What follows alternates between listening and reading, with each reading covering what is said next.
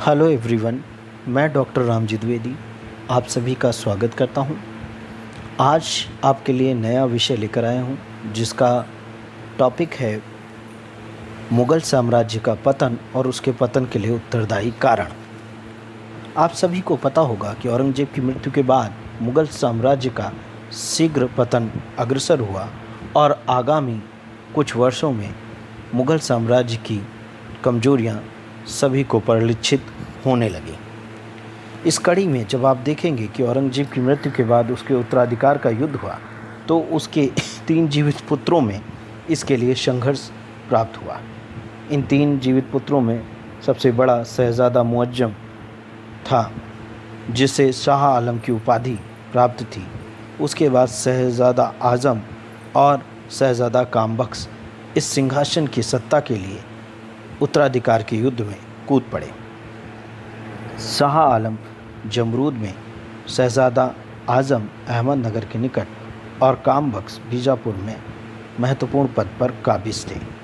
शाह आलम ने बिना समय गंवाए दिल्ली पर अधिकार कर लिया और स्वयं को बहादुर शाह के नाम से मुग़ल बादशाह घोषित कर दिया।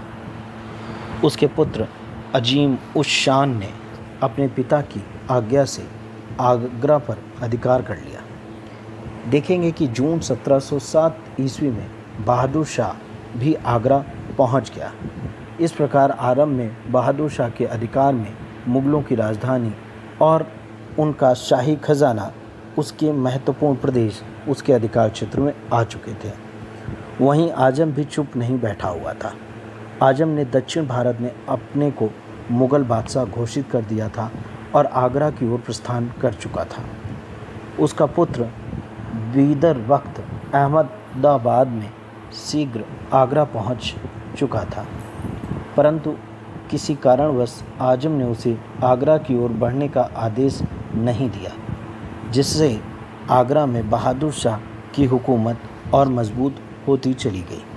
आजम अपनी सेना सहित आगरा के निकट जाजौ में आ चुका था। बहादुर शाह उसके मुकाबले के लिए तैयार बैठा हुआ था।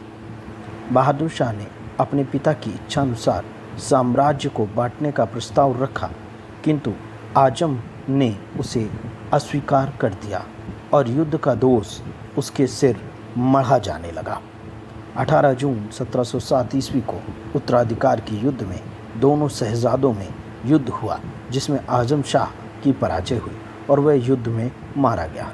सबसे छोटे शहजादे कामबख्श ने अपने को बीजापुर में मुग़ल बादशाह घोषित कर रखा था। उत्तर भारत की कुछ समस्याओं से निजात पाकर बहादुर शाह ने 1708 ईस्वी में दक्षिण भारत पर आक्रमण किया। उसने कामबख्श से भी समझौता करने का प्रयास किया, किंतु कामबख्श भी अपने भाई के नक्शे कदम पर चलकर उस समझौते को ठुकरा दिया, जिसके तहत 13 जनवरी 1709 ईस्वी को दोनों भाइयों में पुनः युद्ध हुआ।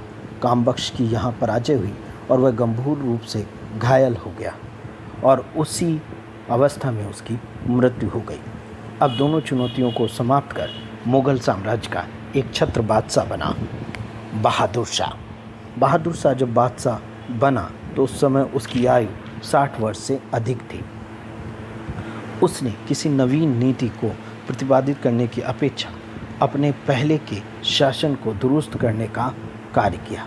उसके शासनकाल में मारवाड़ की समस्या भी मुँह बाय खड़ी हुई थी।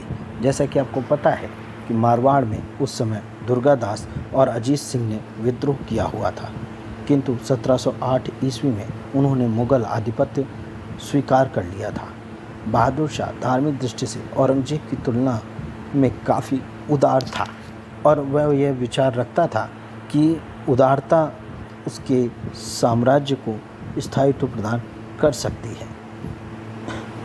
किंतु यहाँ डॉक्टर सतीश चंद्र की बात ध्यान देने योग्य है कि उन्होंने कहा है कि बहादुर शाह ऐसा कुछ नहीं किया जिससे कि ये माना जाए कि उसके शासन में धार्मिक उदारता की नीति अपनाई गई थी, अपितु यह अधिक नज़र आता है उसके कार्यों से कि औरंगजेब की नीतियों में उसने कोई महत्वपूर्ण परिवर्तन नहीं किया जो पहले से चले आ रहे थे। वहीं अगर बहादुर शाह की राजपूत नीति देखें तो वो भी अस्थिर प्रतीत होती है।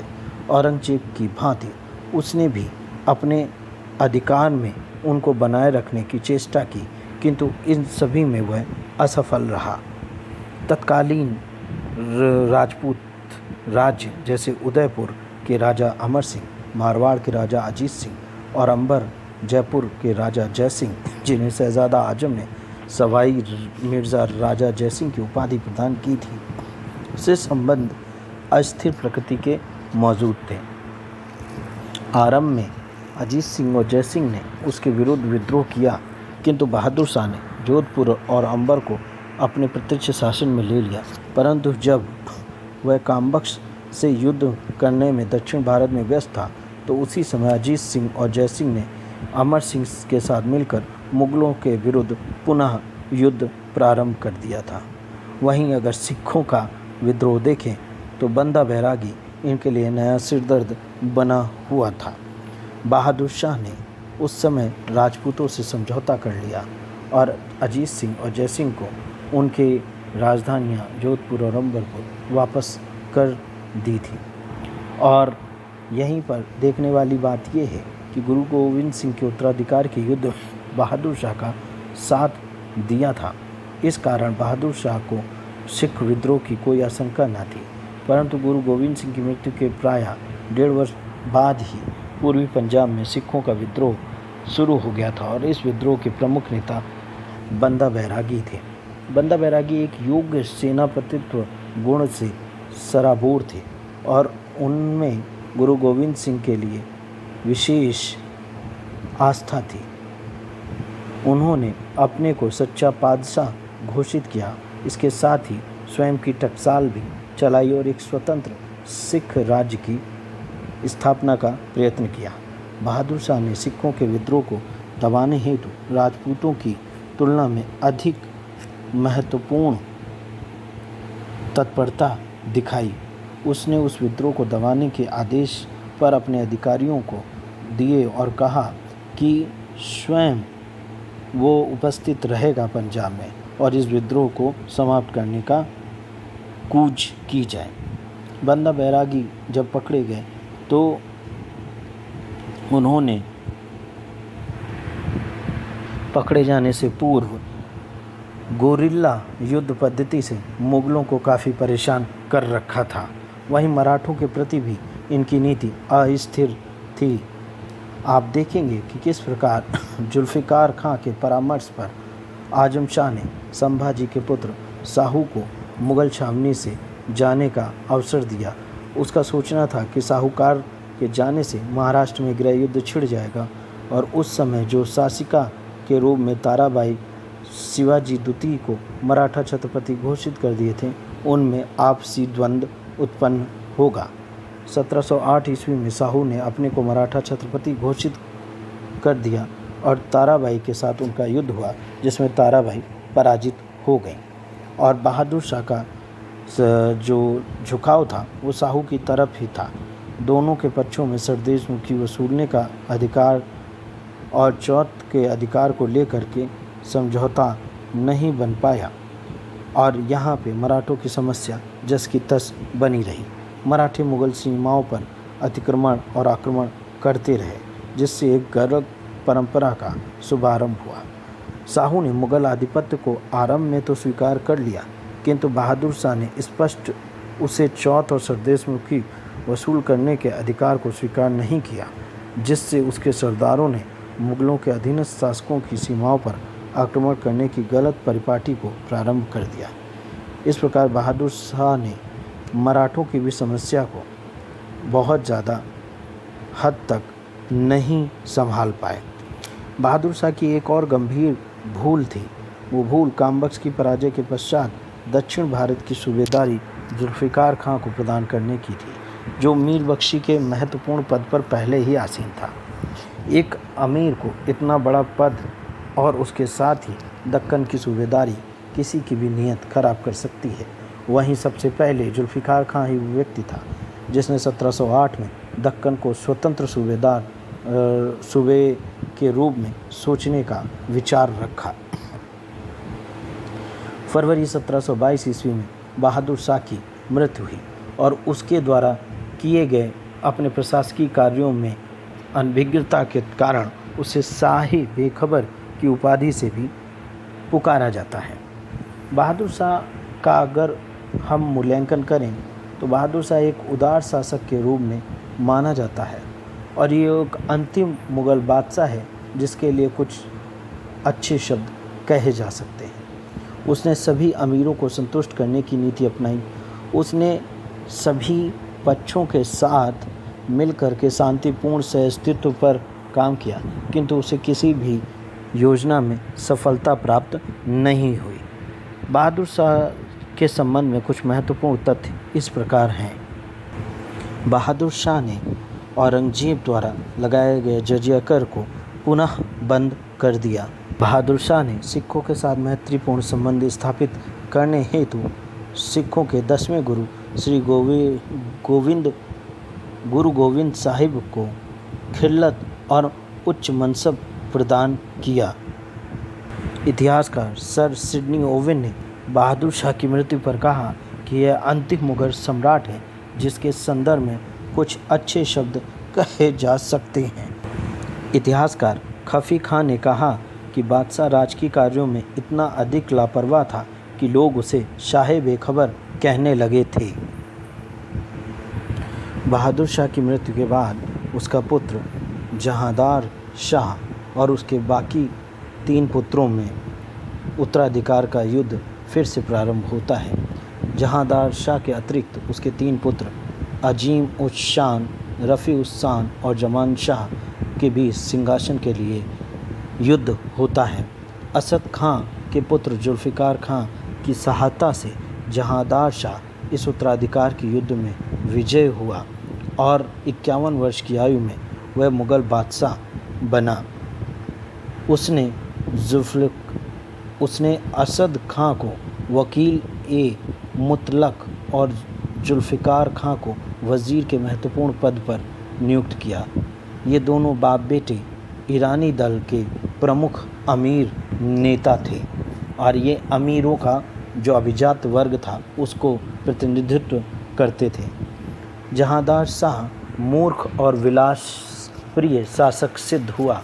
वह 15 वर्ष की आयु से लाल कुंवर नाम की एक वेश्या से बुरी तरह आसक्त था। उसने लाल कुंवर को शाही महल में रखा और उसके रिश्तेदारों को उच्च पद प्रदान किए।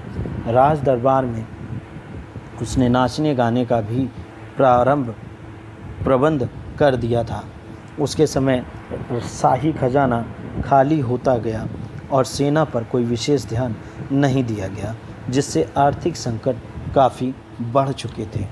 वज़ीर की शक्तियों में वृद्धि होती जा रही थी, जिसके कारण शाही दरबार में अमीरों के वर्ग में गुटबंदियां भी प्रारंभ होने लगी थी। वज़ीर जुल्फ़िकार खां ने उदार नीतियों को प्रारंभ किया और उसने हिंदुओं को संतुष्ट करने के लिए जजिया कर को समाप्त किया। उसने राजपूत शासकों को विश्वास में प्राप्त करने के लिए भी प्रयास किए। उसने अंबर के शासक जयसिंह और जोधपुर के शासक अजीत सिंह को उच्च मनसब और उपाधियां प्रदान की। वहीं अंबर के शासक जयसिंह को मालवा और जोधपुर के शासक अजीत सिंह को गुजरात की सूबेदारी प्रदान की गई। अजीत सिंह को सूरत, पालीताना और ईडर की फौजदारी भी दी गई। इसके साथ ही इंद्र सिंह को नागौर और राज सिंह को रूपनगर भी प्रदान किया गया। उसने ताराबाई के पुत्र शिवाजी द्वितीय को भी मनसब प्रदान किया और साहू को अपने अधिकारों का निर्णय मुग़ल बादशाह से कराने का भी प्रयत्न कराया। उत्तराधिकार के युद्ध में चूड़ामन जाट ने अजीमुशान का साथ दिया था, किंतु युद्ध के बाद उसको जहांदार शाह की ओर तरफ से माफ़ी प्रदान की गई और उसको भी मनसब दिया गया जो मुग़ल सेना में शामिल हुए। छत्रसाल बुंदेला को भी पहले की भांति संतुष्ट रखा गया और वह मुग़ल शासक के प्रति वफादार बना रहा। बंदा बैरागी के विद्रोह को निसंदेह दबाने का प्रयत्न किया गया, किंतु गुरु गोविंद सिंह के दत्तक पुत्र अजीत सिंह को मान्यता प्रदान करके सिखों को संतुष्ट करने का प्रयास भी किया गया।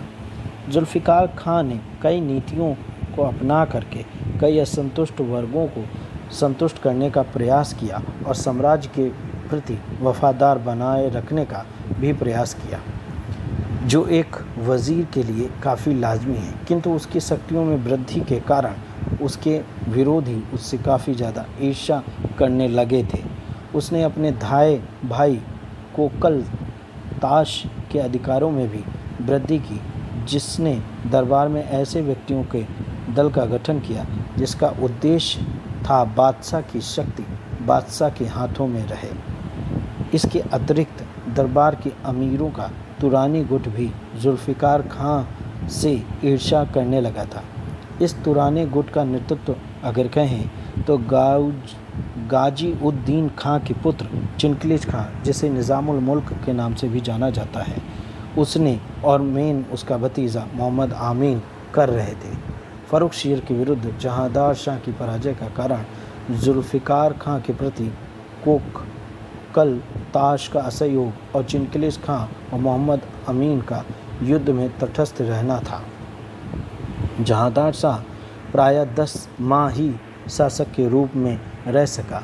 उसके मृत भाई अजीमुशान के पुत्र और बंगाल के सह सूबेदार फ़र्रुखशियर ने अब गद्दी पर अपना दावा पेश कर दिया था।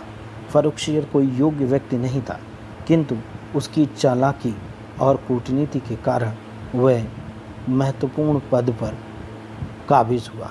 पटना के सह सूबेदार सैयद हुसैन अली खां और उसके बड़े भाई तथा इलाहाबाद के सह सूबेदार सैयद हुसैन अली, जो बाद में सैयद अब्दुल्ला खां कहलाया, की सहायता उसे प्राप्त हुई। इतिहास में इन्हें सैयद बंधुओं के नाम से जाना जाता है और किंग मेकर की भूमिका के रूप में इन्होंने महत्वपूर्ण परिवर्तन आगे आने वाले समय में किए। फ़र्रुखशियर की सहायता इन्होंने की और अब राज सिंहासन पे फ़र्रुखशियर विराजमान हो गए थे। फ़र्रुखशियर का टाइम पीरियड 1713 से लेकर 1719 तक माना जाता है। हम फ़र्रुखशियर पे आगे बढ़ें उससे पहले कुछ जहांदार शाह के संदर्भ में महत्वपूर्ण तथ्यों पर ध्यान दे लेते हैं। जैसा कि खफ़ी खां ने इनके संदर्भ में लिखा है कि नया शासनकाल चारणों और गायकों, नर्तकों और नाट्यकर्मियों के समस्त वर्गों के लिए बहुत अनुकूल था। इसके अलावा इनके संदर्भ में मराठों को दक्कन में चौथ और सरदेशमुखी कर वसूल करने का अधिकार इस शर्त पर मिला कि इसकी वसूली मुग़ल अधिकारी करेंगे, बाद में वो उन्हें सौंप देंगे। सैयद बंधुओं ने जहांदार शाह की हत्या कर दी। लोग इसे लंपट मूर्ख के नाम से भी जानते हैं। अब बात करते हैं फ़र्रुखशियर के संदर्भ में। जैसा कि पहले ही बताया गया है कि सैयद बंधुओं की सहायता से सैयद अब्दुल्ला खां और सैयद हुसैन अली ने फ़र्रुखशियर को 11 जनवरी 1713 में बादशाह के पद पर बैठाया और यही वो किंग मेकर आगे आने वाले कई वर्षों पे मुग़ल शासन पे छाए रहे। इन्होंने दक्षिण भारत की जो सूबेदारी थी वो हुसैन अली को प्राप्त हुई। एक व्यक्ति अथवा एक परिवार के व्यक्तियों को 3 बड़े पद पहले ही प्रदान किए जा चुके थे। यद्यपि ऐसा नहीं था कि सैयद भाइयों ने राज्य के सभी उच्च पदों पर अपना एकाधिकार बनाए रखने का प्रयत्न किया हो, अभी तो उसके उलट उन्होंने अन्य बड़े अमीरों को भी बड़े बड़े पद देकर संतुष्ट करने का प्रयास किया था, ताकि साम्राज्य की शक्ति बढ़ी रहे और साम्राज्य के विघटन को रोका जा सके। स्वयं फ़र्रुखशियर ने सैयद भाइयों के हाथों में कठपुतली बनने से इनकार कर दिया था और उसकी नीतियों का विरोध किया था। उसके विरोधी अमीरों को उच्च पद प्रदान किए और विभिन्न षड्यंत्र करके उनको नष्ट करने का प्रयत्न किया, किंतु अपनी अयोग्यता के कारण वह अपने प्रयत्नों में सफल न हो सका। सैयद भाइयों ने उसे सिंहासन से हटाकर अपनी इच्छानुसार बादशाहत में परिवर्तन किए और इससे बादशाह के सम्मान में काफ़ी कमी आई। वज़ीर का पद प्रभावशाली बन गया। दरबार में अमीरों की गुटबंदियाँ बढ़ती चली गईं। फ़र्रुखशियर अधिक से अधिक केवल सैयद बंधुओं का कठपुतली बना रहा। फ़र्रुखशियर कुचक्रों से असंतुष्ट होकर उसके वज़ीर अब्दुल्ला खां ने अपने भाई और दक्षिण के सूबेदार हुसैन अली को दक्षिण से दिल्ली बुलाया। हुसैन अली ने अपनी स्थिति को दृढ़ करने के लिए मराठा छत्रपति साहू से एक संधि की और पेशवा बालाजी विश्वनाथ के साथ मराठा सैनिकों को लेकर दिल्ली पहुंचा। फ़र्रुखशियर ने तब भी समझौता नहीं किया और अपना जीवन बचाने के लिए हरम में शरण ली। वहीं से उसे नंगे पैर और नंगे सिर घसीट कर निकाला गया। पहले तो उसे अंधा कर दिया गया, बाद में कैद में उसकी मृत्यु एवं हत्या कर दी गई। फ़र्रुखशियर के समय एक प्रमुख घटना सिख विद्रोह की समाप्ति भी थी। 1716 ईस्वी में बंदा बैरागी सफलतापूर्वक मुगलों का प्रतिरोध करता रहा। उसने लाहौर के सूबेदार इस्लाम खां को भी एक युद्ध में पराजित किया। फ़र्रुखशियर ने इस्लाम खां के स्थान पर जकारिया खां को लाहौर का सूबेदार नियुक्त किया। उसके स्थान पर बंदा बैरागी का पीछा किया और अंत में गुरदासपुर नामक स्थान पर उसे घेर लिया। बंदा बैरागी ने आत्मसमर्पण कर दिया और 1716 ईस्वी में विभिन्न यातनाओं को देकर बंदा बैरागी की हत्या कर दी गई।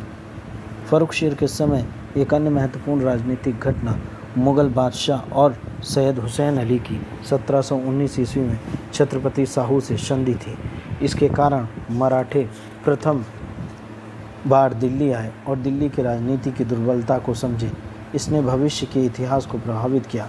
फ़र्रुखशियर द्वारा अपने खिलाफ किए जा रहे षड्यंत्र का पूर्वाभास होने पर सैयद बंधुओं ने मराठा नेता साहू के सहयोग से 28 अप्रैल 1719 ईस्वी को फ़र्रुखशियर की गला दबाकर हत्या कर दी। मुग़ल वंश में इसे घृणित कायर के नाम से जाना जाता है। फ़र्रुखशियर के संदर्भ में कुछ अन्य महत्वपूर्ण तथ्य। अजीत सिंह ने अपनी पुत्री का विवाह फ़र्रुखशियर से किया था। फ़र्रुखशियर के समय और मोहम्मद शाह रंगीला के बादशाह बनने से पूर्व बीच में दो अल्पकालीन समय के लिए दिल्ली की गद्दी पर मुग़ल सम्राट बने। उसमें से रफ़ी-उद-दौला शाहजहाँ द्वितीय की उपाधि धारण कर मुग़ल सिंहासन पर बैठा, जो सबसे कम समय के लिए दिल्ली के सिंहासन पर बैठने वाला मुग़ल शासक हुआ। और वहीं रफ़ी-उद-शान के पुत्र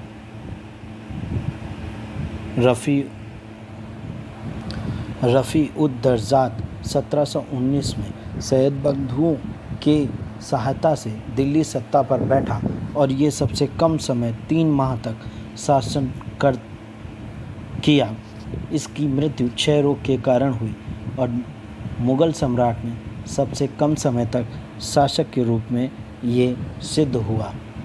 इसके बाद रफ़ी-उद-दौला, जैसा कि मैंने पहले बताया, शाहजहाँ द्वितीय के नाम से अगला शासक बनता है, जो रफ़ी-उद-दर्जात का बड़ा भाई था और ये भी 3.5 महीने तक ही गद्दी पर रहा और इसकी मृत्यु के बाद मोहम्मद शाह रंगीला सैयद बंधुओं की सहायता से गद्दी पर बैठते हैं।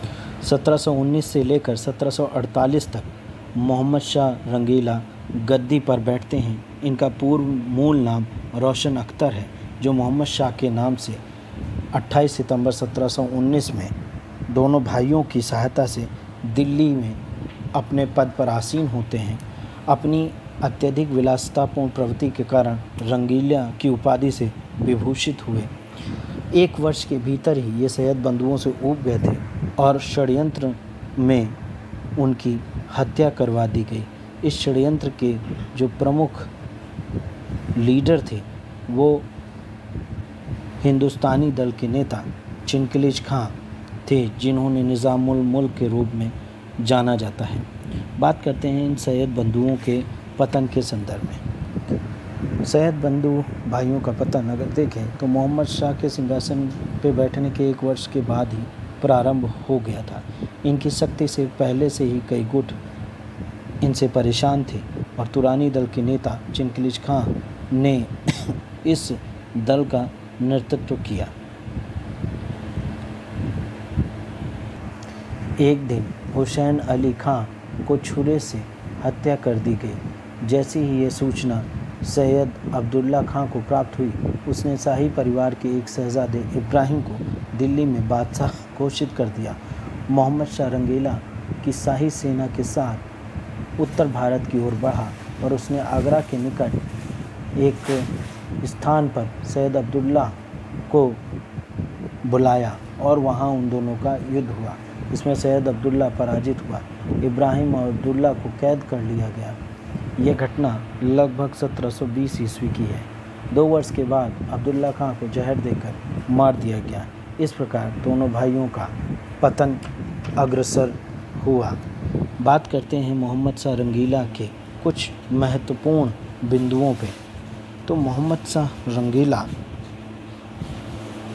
के समय विभिन्न प्रांतीय राज्यों का भी स्वतंत्र अस्तित्व सामने में आया, जिसमें निज़ामुल मुल्क चिंगिस खान ने दक्षिण में हैदराबाद के स्वतंत्र राज्य की नींव डाली।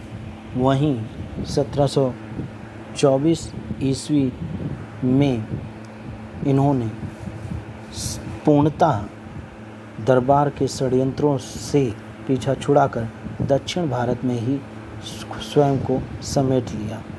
वहीं मोहम्मद शाह के शासनकाल में बंगाल में मुर्शिद कुली खां ने, अवध में शहादत खां उर्फ बुरहानुल मुल्क ने और वहीं भरतपुर में बदन सिंह, इस तरीके से रोहिलों में बंगश पठान इत्यादि स्वतंत्र राज्यों की नींव पड़ी। इसी की समय 1737 ईस्वी में बाजीराव प्रथम के नेतृत्व में मराठा सेनाएं अपना शक्ति प्रदर्शन करती हुई दिल्ली तक आ खड़ी हुई। मोहम्मद शाह रंगीला ने 1720 में वसूल किए जाने वाले जजिया कर को अब पूर्णतः प्रतिबंध लगा दिया था। इसी के समय एक अन्य महत्वपूर्ण घटना और घटी, जिसे हम नादिर शाह के आक्रमण के रूप में जानते हैं। नादिर शाह का आक्रमण 1739 ईस्वी में हुआ। नादिर शाह फारस का शासक था, जिसे ईरान का नेपोलियन के नाम से भी जाना जाता है। 14 फरवरी 1739 में करनाल के युद्ध में मुगल सेना बुरी तरीके से पराजित हुई। फिर भी निज़ामुल मुल्क ने 50 लाख रुपए हर्जाने के बदले नादिर शाह को वापस भेजने के लिए राजी कर लिया। किंतु अवध के नवाब शहादत खां और बुरहानुल मुल्क ने नादिर शाह को ये सलाह दी कि वो यहाँ रुके और वह उसको लगभग 20 करोड़ की धनराशि उपलब्ध कराएगा। किंतु ऐसा नहीं हुआ। 57 दिनों तक दिल्ली में नादिर शाह ने अत्यधिक कत्लेआम मचाया और लगभग 20,000 के आसपास कत्ल का आंकड़ा आता है, जो नादिर शाह ने वहाँ उत्पात मचाया। नादिर शाह जाते समय तख्ते ताऊस जो शाहजहाँ द्वारा बनवाया गया था ले गया। इसके साथ ही आप देखेंगे कि मोहम्मद शाह के ही शासनकाल में जो नादिर शाह का उत्तराधिकारी अहमद शाह अब्दाली था, उसने भी 1748 ईस्वी में भारत पर आक्रमण करना प्रारंभ किया। कुल 5 लगभग 7 आक्रमण मिलते हैं कि अहमद शाह अब्दाली ने भारत पर किए। वहीं अगर शहादत खां बुरहानुल मुल्क की बात करें तो अपने जो 20 करोड़ का लालच दिखाया था नादिर शाह को पूरा न कर पाने के कारण अवध के नवाब ने जहर खाकर आत्महत्या कर ली थी।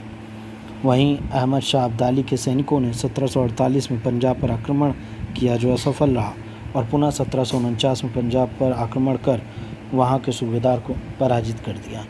इसी प्रकार अन्य युद्धों में भी उसने मुग़ल शासकों को, सेनाओं को पराजित करता रहा और 1748 ईस्वी में मोहम्मद शाह रंगीला की मृत्यु हो जाती है। इनके बाद अगला शासक अहमद शाह के रूप में 1748 से 1754 के बीच देखने को मिलता है। अहमद शाह ने अवध के सूबेदार सफदरगंज को अपना वज़ीर नियुक्त किया। इसके साथ ही हिजड़ों के सरदार जावेद खां को नवाब बहादुर की उपाधि भी प्रदान की।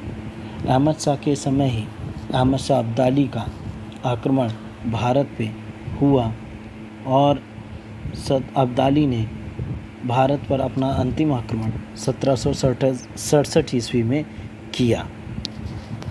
भारत से वापस जाने से पूर्व अहमद शाह अब्दाली द्वारा जीते भारतीय प्रदेशों पे सूबेदारी रोहिला सरदार नजमुद्दौला को दिया था, जो मुग़ल साम्राज्य का मीर बख्शी भी था। अहमद शाह के समय राजमाता ऊधमबाई के नाम से प्रसिद्ध महिला प्रशासनिक कार्यों में बहुत हस्तक्षेप करती थी। उसे बिला-ए-आजम की उपाधि प्राप्त थी। मराठा सरदार मल्हारराव के सहयोग से इमादुल मुल्क सफदरगंज को अपदस्थ कर मुग़ल साम्राज्य का वज़ीर बन जाता है और 2 जून 1754 ईस्वी के पास इमादुल मुल्क ने अर्थात खुद के वज़ीर ने आलमगीर द्वितीय की उपाधि से दूसरे शासक को बैठाया और अहमद शाह की हत्या कर दी। आलमगीर द्वितीय अपने वज़ीर इमादुल मुल्क का कठपुतली बना रहा और उसकी दुर्गति भी अपने वज़ीर के द्वारा हत्या के रूप में सामने आई। आलमगीर के बाद अली गौहर शाह आलम द्वितीय के रूप में गद्दी पर बैठते हैं। आलमगीर द्वितीय का टाइम पीरियड अगर हम बात करें तो 1754 से लेकर 1759 के बीच का रहा। अब बात करते हैं शाह आलम द्वितीय के बारे में। शाह आलम द्वितीय का समय 1759 से लेकर 1806 ईस्वी तक रहा और ये दिल्ली सम्राट के रूप में एक तरीके से नाम मात्र का ही शासक रहा। कई बार ये मराठों, अमीरों, औरंगजेब के हाथ की कठपुतलियाँ ही बना रहा। 1764 में बक्सर के युद्ध में ये अंग्रेज़ों के विरुद्ध बंगाल के नवाब मीर कासिम का साथ दे रहा था। बाद में 1765 में इलाहाबाद की संधि के तहत ये अंग्रेज़ों का पेंशन याफ्ता बन जाता है। 1772 में मराठा सरदार महादजी सिंधिया के पेंशन भोगी शाह आलम द्वितीय को एक बार फिर राजधानी दिल्ली में मुग़ल सिंहासन पर बैठाते हैं। वहीं 1780 में देखेंगे रोहिल्ला सरदार गुलाम कादिर ने शाह आलम को अंधा कर दिया और 1806 ईस्वी में शाह आलम की हत्या कर दी गई। इससे पहले शाह आलम द्वितीय के समय दिल्ली पर अंग्रेज़ों का अधिकार 1803 ईस्वी में हो चुका था। शाह आलम की मृत्यु के बाद उसका पुत्र अकबर द्वितीय राज सत्ता पर बैठता है और उसका समय 1803 से लेकर 1837 ईस्वी का रहता है। अकबर द्वितीय के समय महत्वपूर्ण बात करें तो ये अंग्रेज़ों के संरक्षण में बनने वाला पहला बादशाह था और इसके साथ ही अकबर द्वितीय ने राजा राम मोहन राय को राजा की उपाधि दी और अपनी पेंशन के संदर्भ में उन्हें इंग्लैंड भेजा। अंतिम मुग़ल शासक बहादुर शाह जफ़र द्वितीय के नाम से 1737 से 1757 ईस्वी तक शासक और 1862 ईस्वी तक निर्वासित जीवन बीतकर रंगून में अंतिम समय लेते हैं। बहादुर शाह द्वितीय जफ़र नाम से उपनाम से शायरियाँ लिखते थे। 1857 की क्रांति में विद्रोहियों का नेतृत्व करने के कारण अंग्रेज़ों ने इन्हें निर्वासित कर दिया और 1862 ईस्वी में इनका इंतकाल रंगून में हो गया। अगर हम बात करें कुछ प्रमुख बातों की मुग़ल साम्राज्य के पतन के संदर्भ में तो यदुनाथ सरकार का एक स्टेटमेंट याद आता है कि जब स्वर्ण को ही जंग लग गया तो लोहा क्या करेगा। अब बात कर लेते हैं कुछ महत्वपूर्ण कारण जिनके कारण मुग़ल साम्राज्य का पतन हुआ। उसमें प्रमुख कारणों में कुछ इस प्रकार हैं। जैसा कि आप सभी लोग जानते हैं कि मैंने ऊपर बताया कि किस प्रकार इतिहासकारों का एक धड़ा जो ये मानता है कि मुग़ल साम्राज्य का पतन जो है उसमें धार्मिक, राजपूत और दक्कन की नीति काफ़ी जिम्मेदार है जो औरंगजेब द्वारा अपनाई गई। उसमें प्रमुख इतिहासकार यदुनाथ सरकार, SR शर्मा और लिवरपूल जैसे हैं। वहीं दूसरे इतिहासकार जिन्हें हम मार्क्सवादी इतिहासकारों की श्रेणी में रख सकते हैं, सतीश चंद्र, इरफान हबीब, अतहर अली, सिरीन मसूवी, इनका मानना है कि मुग़ल साम्राज्य के पतन में और भी महत्वपूर्ण कारण हैं जिनमें आर्थिक कारण काफ़ी महत्वपूर्ण माने जा सकते हैं। अब अगर कुछ महत्वपूर्ण कारणों की बात करें तो वो इस प्रकार हैं कि मुग़ल साम्राज्य के पतन के लिए औरंगजेब की कठोर नीतियाँ, औरंगजेब के अयोग्य उत्तराधिकारी, यूरोपियों का भारतीय राजनीति में प्रवेश, मुग़ल दरबार में होती गुटबंदी, अमीर वर्गों का उत्तराधिकार के नियम ना होना अतः उत्तराधिकार के युद्ध, धार्मिक असहिष्णुता की नीति, औरंगजेब के अयोग्य उत्तराधिकारी, विभिन्न होते संघर्ष, चाहे वो जाटों के हों, मराठों के हों या सिखों के हों, नवीन राज्यों का उदय, मनसबदारी और जागीरदारी सिस्टम का अभाव, उनमें खामियां, आर्थिक दिवालियापन, मुग़ल साम्राज्य की दुर्बल होती सैन्य व्यवस्था, मुग़ल साम्राज्य का व्यक्ति विशेष के व्यक्तित्व पर निर्भर होना, उत्तर पश्चिम सीमा से विदेशी आक्रमण, खासकर नादिर शाह और अहमद शाह अब्दाली के, इस प्रकार के विभिन्न कारण मुग़ल इतिहास और मुग़ल साम्राज्य के पतन के लिए उत्तरदायी रहे। जे.एन. सरकार के अगर हम स्टेटमेंट की बात करें तो उन्होंने कहा था कि मुग़ल साम्राज्य और इसके साथ भारत में मराठा आधिपत्य इसलिए समाप्त हुए क्योंकि भारतीय समाज मूल रूप से ही सड़ा हुआ था और यह सब इनकी सैनिक और राजनीतिक दुर्बलता में स्पष्ट था। देश अपनी रक्षा नहीं कर सकता था, राजतत्व पूर्णतः भ्रष्ट और अकर्मण्य हो गया था, अभिजात वर्ग स्वार्थी, अदूरदर्शी, भ्रष्ट, अदक्ष था और राजकीय सेवाओं में विश्वासघात का बहुमूल्य था। इसी क्षीणता और भ्रांति के वातावरण में हमारा साहित्य, कला और सत्य धर्म सभी लोप हो गए। वहीं अगर हम विलियम ओवेन की बात करें तो उन्होंने कहा कि जितना अधिक मैं इस कालखंड को पढ़ता हूँ उतना ही अधिक मुझे विश्वास हो जाता है कि साम्राज्य का पतन यदि एक ही नहीं तो मुख्य कारण सैनिक अदक्षता जरूर थी। वहीं सिडनी ओवेन का विश्वास था कि मुग़ल साम्राज्य के पतन सम्राटों की भ्रष्टता के कारण हुआ। डॉक्टर सतीश चंद्र की बात करें तो मुग़ल साम्राज्य के विघटन के लिए उन्होंने मध्यकालीन भारतीय अर्थव्यवस्था के जो व्यापक परिणाम थे उन पर प्रकाश डाला। डॉक्टर इरफान हबीब ने विभिन्न विद्रोहों जिनके कारण मुग़ल साम्राज्य छिन्न भिन्न हो गया था और 17वीं-18वीं शताब्दी में उसके धार्मिक, राजनीतिक और आर्थिक कारणों पर प्रकाश डाला, जिसके कारण उन्होंने व्यापक कारण बताए जिससे मुग़ल साम्राज्य का